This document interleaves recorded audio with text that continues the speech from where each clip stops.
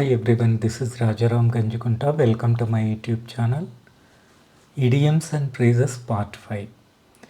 Idioms and Phrases మీద నేను already 4 videos చేశాను. ఆ వీడియోస్ లింక్స్ డిస్క్రిప్షన్లో ఇస్తాను. చూడని వాళ్ళు చూడండి. ఈ పార్ట్ 5 వీడియోలో మనం మరికొన్ని idioms and phrases గురించి డిస్కస్ చేద్దాము. అప్ ఇన్ ఆర్మ్స్ అంటే ఏంటి? To be very angry or upset about something. మనం ఏదైనా ఒక విషయంలో చాలా కోపంగా ఉండడము, లేదంటే ఆ విషయం గురించి చాలా బాధపడడము, కలత చెందడము, ఇటువంటి సందర్భాల్లో మనము అప్ ఇన్ ఆర్మ్స్ అనే ఇడియం యూజ్ చేస్తాము. ఒక సెంటెన్స్ చూద్దాము. John was up in arms when his brother broke his favourite toy. John తన సోదరుడు తనకి ఇష్టమైన బొమ్మను పగలగొట్టినప్పుడు చాలా కోపం వచ్చింది. ఓకే, సో ఇలా జాన్ తన తమ్ముడు ఫేవరెట్ టాయ్ని పగలగొట్టినప్పుడు అతనికి చాలా కోపం వచ్చింది అనే సందర్భంలో అప్ ఇన్ ఆర్మ్స్ అనే ఇడియం యూజ్ చేయడం జరిగింది. నెక్స్ట్, హ్యాంగ్ ఇన్ దేర్ అంటే ఏంటి? To keep trying and not give up even when something is difficult. ఏదైనా ఒక ప్రయత్నము లేదంటే ఏదైనా ఒక పనిని చేసేటప్పుడు అది ఎంత కష్టమైనప్పటికీ మధ్యలో వదిలిపెట్టకుండా, నాట్ గివ్ అప్ వదిలిపెట్టకుండా, కీప్ ట్రయింగ్ పట్టు వదలకుండా ప్రయత్నిస్తూనే ఉండడము. ఇటువంటి సందర్భంలో హ్యాంగ్ ఇన్ దేర్ అనే ఇడియం యూజ్ చేయవచ్చు.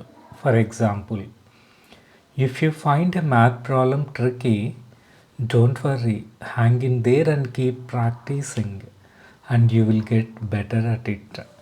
If you find a math problem tricky, ఏదైనా మీకు ఒక గణిత సమస్యను పరిష్కరించడం కష్టమైనప్పటికీ బాధపడకుండా, హ్యాంగ్ ఇన్ దేర్ పట్టు వదలకుండా, అండ్ కీప్ ప్రాక్టీసింగ్ సాధన చేస్తూ ఉంటే you will get better at it. ఇలాంటి సమస్యలను పరిష్కరించడంలో మెరుగ్గా ఉంటారు.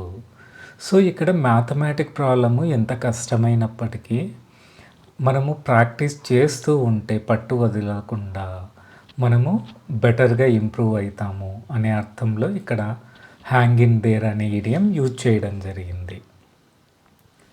Next, to be fair and square అంటే ఏంటి? To treat everyone equally and without any favouritism. ఇప్పుడు ఒక గ్రూప్లో లేదంటే ఎంతమంది ఉన్నా అందరినీ ఈక్వల్గా సమానంగా చూడడం, ఎలాంటి పక్షపాతం లేకుండా, అది ఏ సందర్భంలో అయినా అవ్వచ్చు. ఒక ఫ్యామిలీలో కావచ్చు, ఒక ఆఫీస్లో కావచ్చు, ఒక స్కూల్లో కావచ్చు, ఎక్కడైనా ప్రతి ఒక్కరిని సమానంగా చూడడం, ఎలాంటి పక్షపాతం లేకుండా. అటువంటి సందర్భంలో to be fair and square అనే ఇడియం యూజ్ చేయడం జరుగుతుంది. For example, the judge distributed the prize money evenly among the winners to be fair and square.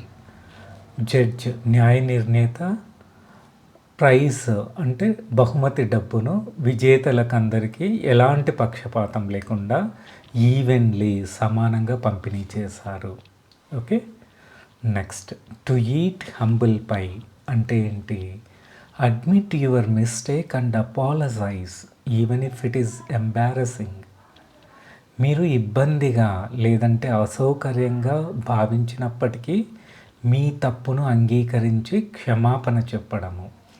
ఇప్పుడు మనం ఏదైనా తప్పు చేసినప్పుడు అందరిలో క్షమాపణ చెప్పాలనుకోండి, అది అందరిలో కావచ్చు, ఈవెన్ ఇండివిజువల్గా ఉన్నప్పుడు కూడా కావచ్చు. సో మనకు ఇబ్బందిగా అనిపిస్తుంది. చాలామంది మనము మిస్టేక్ అంగీకరించాము మరియు సారీ అనేది చెప్పడం జరగదన్నమాట. ఎందుకంటే ఇబ్బందిగా ఫీల్ అవుతాము, మేబీ ఈగో ఇష్యూస్, అసౌకర్యంగా ఉండడము. సో ఇవన్నీ పక్కన పెట్టి మనకి ఎంత ఇబ్బందిగా ఉన్నా, అసౌకర్యంగా ఉన్నప్పటికీ మన తప్పును అంగీకరించి క్షమాపణ చెప్పడము. అటువంటి సందర్భంలో మనము టు ఈట్ హంబుల్ పై అనే ఇడియం యూజ్ చేయడం జరుగుతుంది. For example, John had to eat humble pie when he realised he was wrong about the answer in class and apologise to the teacher. అంటే ఏంటి, ఇక్కడ జాన్ క్లాస్లో టీచర్ ఒక question అడిగినప్పుడు తప్పుగా సమాధానం ఇచ్చాడు. బట్ సమాధానం చెప్పిన తర్వాత అతను రియలైజ్ అయ్యాడు, ఓకే తను చెప్పింది తప్పు అని.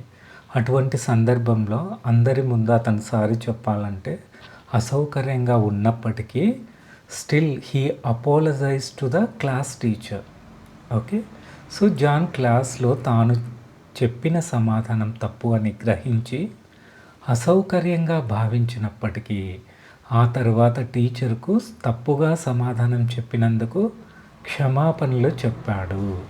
Okay, next to murder in cold blood అంటే ఏంటి, ఇంటెన్షనల్లీ ఉద్దేశపూర్వకంగా మరియు వితౌట్ ఎనీ ఎమోషన్స్, ఎటువంటి ఎమోషన్స్ భావోద్వేగాలు లేకుండా కిల్ సమ్వన్ చంపడము ఎవరినైనా. సో ఎవరినైనా ఉద్దేశపూర్వకంగా ఎటువంటి ఎమోషన్స్ లేకుండా చంపడాన్ని to murder in cold blood అనే ఇడియం యూజ్ చేసి చెప్పవచ్చు. For example, the villain in the story wanted to murder the hero in cold blood just because he didn't like him. In the story, కథలో the villain wanted to murder the హీరోను చంపాలని అనుకున్నాడు. వై? Just because he didn't like him. Hero నచ్చలేదనే ఒక చిన్న కారణంతో ఎటువంటి ఎమోషన్స్ లేకుండా అతన్ని హత్య చేయాలనుకున్నాడు విలన్. ఓకే, సో ఇలా ఈ సందర్భంలో ఈ ఇడియం యూజ్ చేయడం జరిగింది. Next, add insult to injury అంటే ఏంటి, to make a bad situation even worse. ఇప్పుడు ఏదైనా ఎక్కడైనా సంఘర్షణ జరుగుతూ ఉందనుకోండి, ఒక గొడవ జరుగుతూ ఉంది.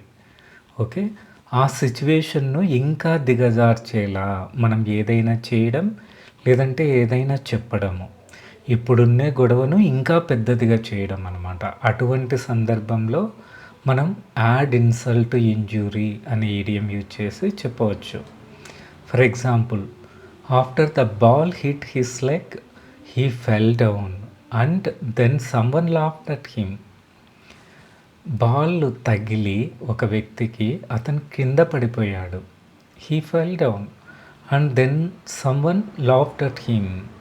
ఆపై ఎవరో అతను చూసి నవ్వారు. దానివల్ల which added insult to injury, అతడు మరింత అవమానంగా భావించాడు. ఇప్పుడు ఎవరైనా ఒక గేమ్ ఆడేటప్పుడు బాల్ తగిలి కింద పడిపోతే ఎవరైనా జనరల్గా అవమానంగా ఫీల్ అవుతారు. సో ఆల్రెడీ అతను అవమానంగా ఫీల్ అవుతున్నాడు, స్టిల్ సమ్మన్ ఎల్స్ దాన్ని చూసి నవ్వారు. అలా నవ్వడం వల్ల అతడు మరింత అవమానంగా భావించాడు. సో నవ్వడం అనేది ఆల్రెడీ అతని బాధను ఇంకొంత పెంచింది కాబట్టి ఆ నవ్వడము అనేది ఇక్కడ added insult to injury. Okay, next beer garden అంటే ఏంటి, a place or situation that is very noisy, chaotic and disorderly. ఏదైనా ఒక పరిస్థితి కానీ ఒక ప్రదేశం కానీ చాలా శబ్దంతో మరియు అస్తవ్యస్తంగా క్రమరహితంగా ఉంటే అటువంటి సిచ్యువేషన్ను లేదంటే అటువంటి ప్లేస్ను బియర్ గార్డెన్ అనే ఇడియం యూజ్ చేసి చెప్పవచ్చు. For example, the class room became a beer garden when the students started playing and shouting all at once. ఒక్కసారిగా క్లాస్ రూమ్లో విద్యార్థులు అరిచి మరియు ఆడుకోవడం ప్రారంభించినప్పుడు తరగతి గది అస్తవ్యస్తంగా మారింది, చాలా శబ్దంతో. అంతే కదా, క్లాస్లో విద్యార్థులందరూ ఒక్కసారిగా అరుస్తూ ఆడుకుంటూ ఉంటే క్లాస్ ఎలా ఉంటుంది, చాలా గందరగోళంగా క్రమరహితంగా అస్తవ్యస్తంగా అంతా అరచడం వల్ల చాలా శబ్దంతో కూడుకొని ఉంటుంది. కాబట్టి class room became a beer garden. Okay, next left no stone unturned అంటే ఏంటి, to do everything possible to achieve a goal. ఒక లక్ష్యాన్ని సాధించడానికి మనకు తెలిసిన మరియు సాధ్యమైన ప్రతి దాన్ని చేయడము, ఇదొక అర్థం అన్నమాట. ఇంకో మీనింగ్ ఏంటంటే to investigate thoroughly without missing anything. ఏ చిన్నదాన్ని కూడా వదిలిపెట్టకుండా క్షుణ్ణంగా పరిశోధించడం, ఇన్వెస్టిగేట్ చేయడము. ఇటువంటి సందర్భంలో కూడా మనము లెఫ్ట్ నో స్టోన్ అన్టర్న్డ్ అనే ఇడియం యూజ్ చేయవచ్చు.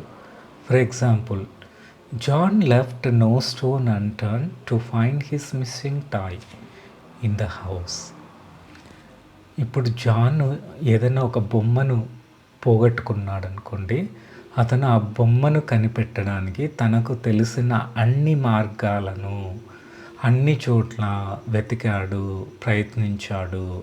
సో జాన్ తాను పోగొట్టుకున్న బొమ్మ కోసం కనుగొనడానికి అన్ని మార్గాలను ప్రయత్నించాడు. Okay, next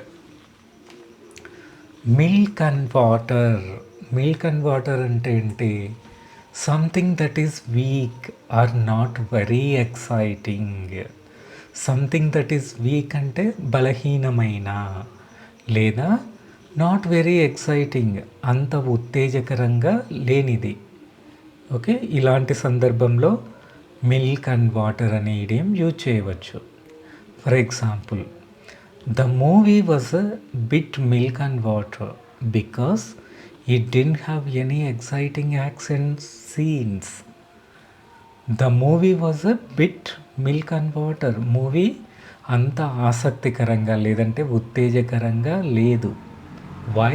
because it didn't have any exciting action scenes.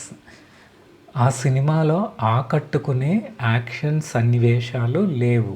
So అందువల్ల ఆ మూవీ అనేది అంత ఉత్తేజకరంగా అనిపించలేదు. Okay, next a cog in the machine అంటే ఏంటి? Someone who plays a small but very important role in a large operation, even if people don't always notice how important it is. Someone who plays a small but very important role in a large operation. ఏదైనా ఒక పెద్ద పనిలో, పెద్ద కార్యంలో చిన్న మరియు recognise చేయనటువంటి, ప్రశంసించబడని, but still ఆ చిన్న పాత్ర అయినా చాలా కీలక పాత్ర. ఓకే, సో అటువంటి పాత్రను పోషించే వ్యక్తిని ఎ కాగ్ ఇన్ ద మిషన్ అని చెప్పచ్చు. అది వ్యక్తి కావచ్చు, లేదంటే ఏదైనా ఎఫోర్ట్ కావచ్చు. ఓ పెద్ద ఆపరేషన్లో ఓ చిన్న స్టిల్ చాలా కీలక పాత్ర, చాలా ముఖ్యమైనది. అటువంటి పాత్రను పోషించే వ్యక్తులను a cog in the machine అని చెప్పవచ్చు. For example, John understood that every player in the team was like a cog in the mission, and without each person doing their part they wouldn't be able to win the game. John understood, John అర్థం చేసుకున్నాడు ఏమని? That every player in the team was like a cog in the machine. ఇప్పుడు ఒక game ఆడేటప్పుడు కానీ, లేదంటే ఏదైనా ఒక గ్రూప్ డిస్కషన్ కానీ, ఏదైనా ఒక ప్రాజెక్టు గ్రూప్ ఆఫ్ మెంబర్స్ చేసేటప్పుడు అది ప్రతి ఒక్కరూ ఆ గ్రూప్లో ఉండేవాళ్ళు తమ సహకారము ఇచ్చి, మరియు ప్రతి ఒక్కరూ వాళ్ళకి ఏ రెస్పాన్సిబిలిటీ ఇచ్చామో ఆ రెస్పాన్సిబిలిటీ పూర్తి చేస్తేనే ఆ ప్రాజెక్ట్ అనేది సక్సెస్ అవుతుంది. అది ప్రాజెక్ట్ కావచ్చు, ఏదన్నా గేమ్ ఆడేటప్పుడైనా కావచ్చు. సో ప్రతి ఒక్కరి ఎఫోర్ట్ లేకుండా అది సక్సెస్ కాదు.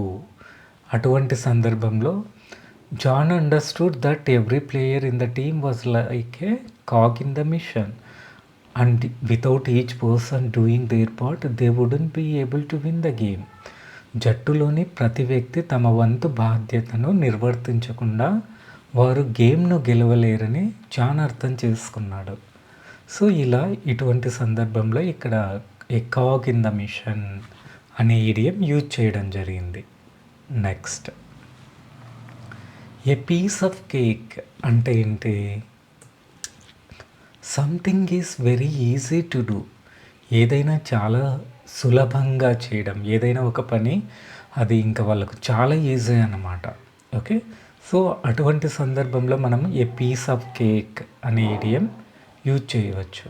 For example, the math exam was a piece of cake because I studied hard. నేను కష్టపడి చదివినప్పుడు ఆ మ్యాథ్ ఎగ్జామ్ అనేది నాకు చాలా ఈజీ, మ్యాథ్ ఎగ్జామ్ క్లియర్ చేయడము. So math exam was a piece of cake for me because I studied hard. Okay, next at sixes and sevens అంటే ఏంటి? In a state of confusion, గందరగోళ స్థితిలో ఉండడము. For example, the students were at sixes and sevens when the teacher changed the seating arrangement unexpectedly. The students were at sixes and sevens అంటే విద్యార్థులు గందరగోళానికి గురయ్యారు ఎప్పుడు? when the teacher changed the seating arrangement unexpectedly. ఉపాధ్యాయుడు అకస్మాత్తుగా unexpectedly విద్యార్థులు కూర్చొనే స్థానాలను మార్చాడు. Change the seating arrangement. So దానివల్ల ఆ టీచర్ ఎందుకు చేంజ్ చేశాడో అర్థం కాక విద్యార్థులు గందరగోళానికి గురయ్యారు. Okay, next hit a brick wall అంటే ఏంటి? Encountering a difficult obstacle that prevents you from making progress. ఇప్పుడు ఏదైనా ఒక పని చేస్తున్నప్పుడు మీకు ఒక అడ్డంకి, పని చేసేటప్పుడు మధ్యలో ఏదైనా ఒక ప్రాబ్లం వస్తుంది. ఆ ప్రాబ్లంను సాల్వ్ చేయాలంటే, అధిగమించాలంటే ఇంకా అక్కడి నుండి మీరు ప్రొసీడ్ అవ్వలేకున్నారు, ఇంకా నెక్స్ట్ ప్రోగ్రెస్ కాలేదన్నమాట వర్క్. సో అటువంటి సందర్భంలో మనము హిట్ ఎ బ్రిక్ వాల్ అనే ఇడియం యూజ్ చేయవచ్చు. సో మీరు పురోగతి సాధించకుండా నిరోధించే కష్టమైన స్థితి. ఓకే, సో ఏదైనా పని ప్రారంభించినప్పుడు ఆ పని చేస్తూ ఉంటే మధ్యలో ఏదైనా ఒక ప్రాబ్లంను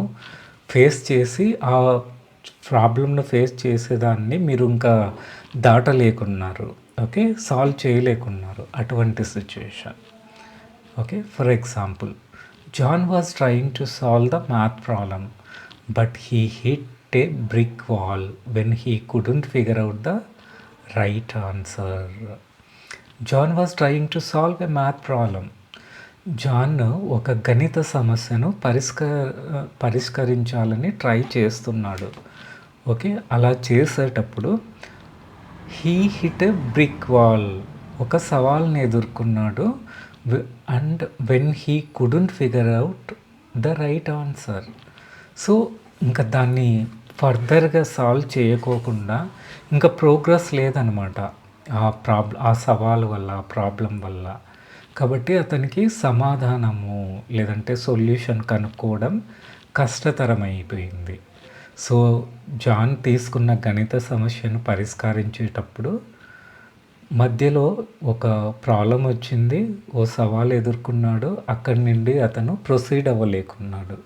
సో ఇటువంటి సందర్భంలో మనం ఇక్కడ he hit a brick wall అనే ఇడియం యూజ్ చేయడం జరిగింది. నెక్స్ట్ గ్లాస్ సీలింగ్ అంటే ఏంటి? Invisible barrier that preventing a person from rising to higher position in a company or organisation. జనరల్గా గ్లాస్ సీలింగ్ అంటే ఏం మీనింగ్ వస్తుంది? సీలింగ్ అంటే పైకప్పు, గ్లాస్తో ఉన్న పైకప్పు. మీకు కప్పు గ్లాస్తో వేసినప్పటికీ ఆ గ్లాస్ అనేది మీకు కప్పు ఉందని మీకు తెలియదు, అది కనిపించదు, ఎందుకంటే అది ట్రాన్స్పరెంట్ కదా. సో ఇలా ఇన్విజిబుల్ బ్యారియర్ ఎవరైనా ఉన్నత స్థానాలకు, ఒక కంపెనీలో కానీ సంస్థలో కానీ ఉన్నత స్థానాన్ని ఎదగకుండా నిరోధించే కనిపించని అవరోధం ఇన్విజిబుల్ బ్యారియర్. ఓకే, సో ఇలాంటి సందర్భంలో ఈ ఇడియం యూజ్ చేయవచ్చు. For example, Leela knew she could do well in her school but she felt like there was a glass ceiling stopping her from becoming the class leader. Leela knew she could do well in her school. లీలాకు తెలుసు తను పాఠశాలలో success సాధించగల సామర్థ్యాన్ని కలిగి ఉంది. అయినప్పటికీ she felt like, ఆమె ఏమని భావించింది? There was a glass ceiling stopping her from becoming the class leader.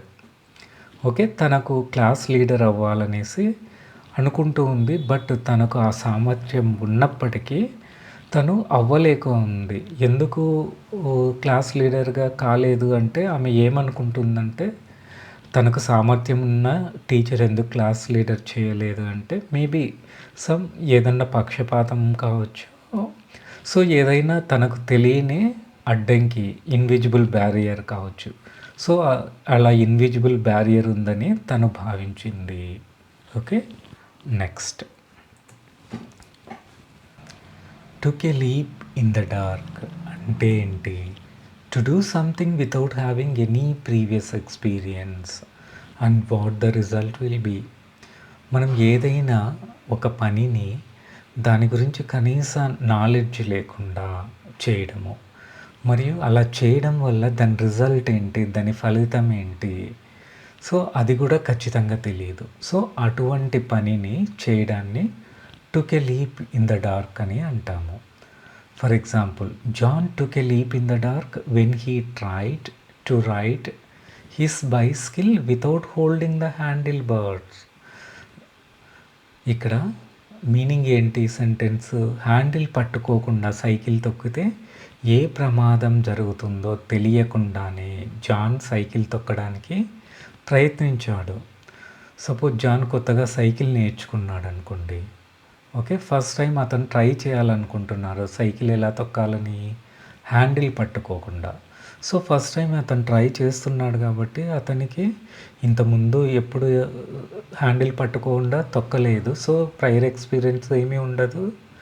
So దాన్ని ఎట్లా బ్యాలెన్స్ చేయాలి అది కూడా తెలియదనమాట. సో అలా ఏ ప్రమాదం జరుగుతుందో తెలియకుండానే జాన్ సైకిల్ తొక్కడానికి ప్రయత్నించాడు. Next, beat about the bush అంటే ఏంటి? To talk about something indirectly without getting to the main point. మనం ఏదైనా ఒక విషయాన్ని ఒకరిని అడిగినప్పుడు వాళ్ళు డైరెక్ట్ పాయింట్ చెప్పకుండా, మనం అడిగిన దానికి సమాధానం చెప్పకుండా పరోక్షంగా ఏదైనా మాట్లాడడం, ఏదైనా చెప్పడము.